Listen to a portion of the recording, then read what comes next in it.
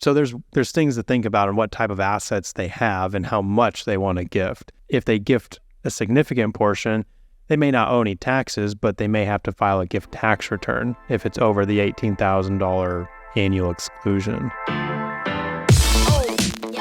Welcome to the Financial Foundations Podcast, your gateway to the fascinating realm of finance, brought to you by Base Wealth Management. In this show, we delve deep into the world of money, guided by seasoned experts who will unravel the complexities of finance and provide you with invaluable insights and practical advice. Now, here are your hosts, Dustin Taylor and Alex Wolf. Welcome back to Financial Foundations, brought to you by Base Wealth Management, where we are the foundation to your financial plan. I'm your host, Dustin Taylor. I'm your co-host, Alex Wolf, certified financial planner. And I'm Kyle Howell, financial advisor at Base Wealth Management. Today, we're going to discuss some crucial aspects of financial planning, especially when it comes to the financial well-being of your family across generations. Okay, let's dive right in. Alex, the primary goal of financial planning is to ensure that their money or people's money can last for their entire lives. Practically speaking, what does that mean?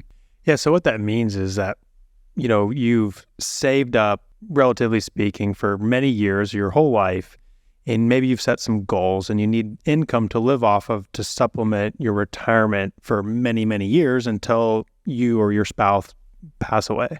Yeah, so to add on to what Alex was saying is once that goal is achieved, many people want to take care of their kids, want to take care of their grandkids, maybe pass on assets, whether that be during their lifetime or, after they pass.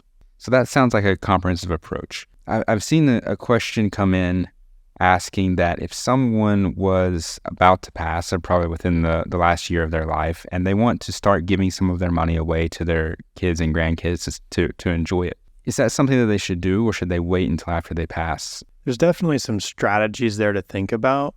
One, if they're nearing their end of their life, there may be reasons to wait to give some of that money to their children or grandchildren, but there are things that they can gift now while alive that won't have a big impact on either of their tax situation. Yeah, and Alex and I were talking about a specific client this morning that had some very large gains in her account, and she's not necessarily on her deathbed by any means, but is close to the end of her life, and it didn't make sense for her to start transferring certain stocks from her portfolio to her kids and grandkids because of those gains being transferred to the kids. So, when she does pass away at some point in the future, the kids will inherit those specific stocks at a step up in cost basis, therefore negating any of the tax ramifications of her giving those stocks while she was still alive. So let's start from the beginning. What would be the first step?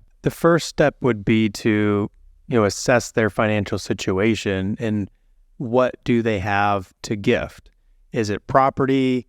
Is it assets in a taxable account like Kyle was talking about, where there could be some highly appreciated assets that would make sense to gift after death and get the step up? Or is there money in an IRA where these individuals have to take like a required distribution and they can just satisfy that and gift money to the children or grandchildren, or even a charity if that's something that they're inclined to do? So there's things to think about on what type of assets they have and how much they want to gift. If they gift a significant portion, they may not owe any taxes, but they may have to file a gift tax return if it's over the $18,000 annual exclusion. So they should first determine what the goal is of the gifting, right, and then how much they can gift. Right. So Kyle, once the goal is established, what's the next step?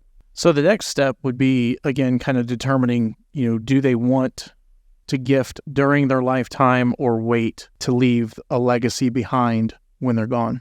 That would be where I would want to start the planning process, and how are we going to gift these assets? So why is it important to decide when to gift? What sort of implications are there? I guess that depends on what type of account. Assuming we're talking about assets in IRAs and trust type accounts, where are those assets located? What type of tax ramifications are we going to have on a trust account versus an IRA? So what sort of tax implications would there be? So as I mentioned before, you can gift up to $18,000 per year to anyone. If you go over that, then you have to file a gift tax return, even if no gift tax is owed. And you have a lifetime exclusion amount, which is set to be cut in half here shortly if the Tax Cuts and Job Act is not extended or that estate tax exemption is not put back in place.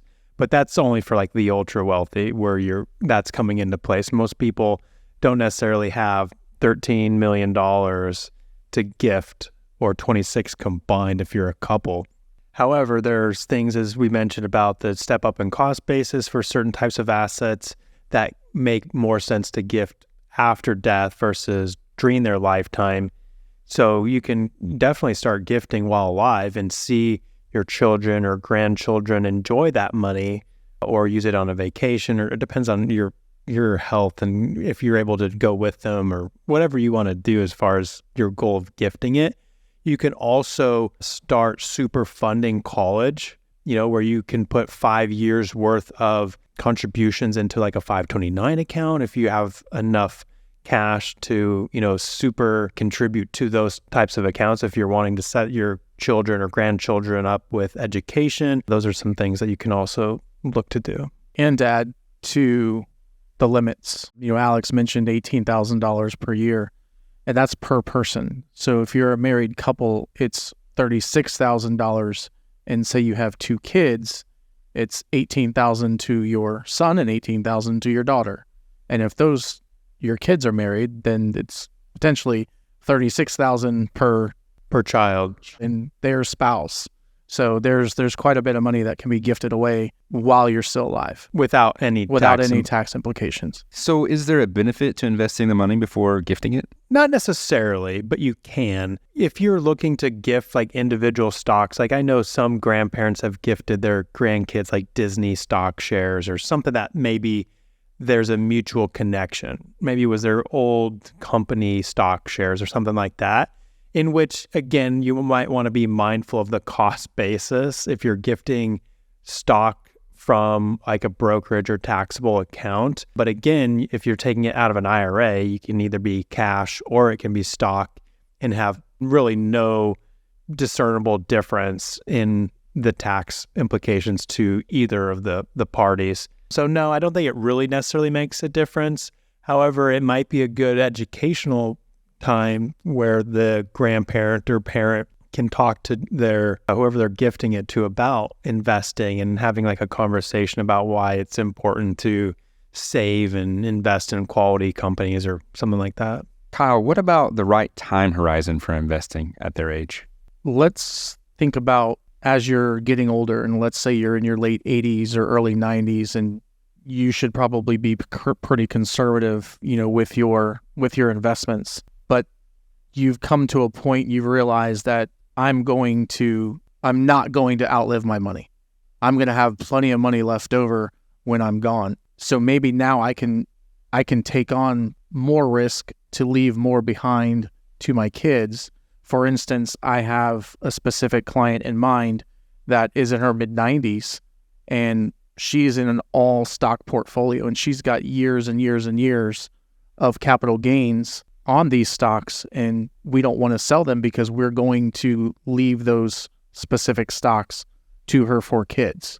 So that time horizon is changing just based on a situation. That makes sense. So going back to the situation that I brought up at the beginning, and kind of to summarize what you should do, if you had parents who are at the last stage of their life and they want to gift money to their kids or their grandkids, what should they do? What would be your recommendation? In this situation, I highly encourage them to think about the assets that they have and what they want to start gifting from a tax standpoint, and also how they want the money to be used.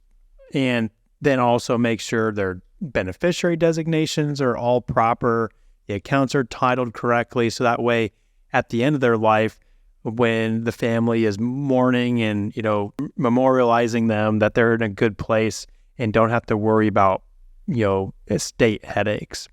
And also, continue to gift up to the annual exclusion if they can do so. Okay, so as Alex and Kyle have said, planning for the future involves, setting your goals, considering tax implications, and make strategic decisions on when and how to gift. If you'd like more information about various topics, you can visit our website at basewealthmanagement.com, subscribe to this podcast, subscribe to our YouTube channel. You can also submit your questions like our listener today you can send those in to us at question@basewealthmanagement.com. I'm your host, Dustin Taylor. I'm your co-host, Alex Wolf. And Kyle Howell, financial advisor. And happy listening. We hope the expertise shared by our hosts, Dustin Taylor and Alex Wolf, has left you feeling empowered and informed. If you're eager for more financial wisdom, don't forget to subscribe, rate, and share the show with your friends, family, and colleagues. Until next time, stay sharp in the world of finance.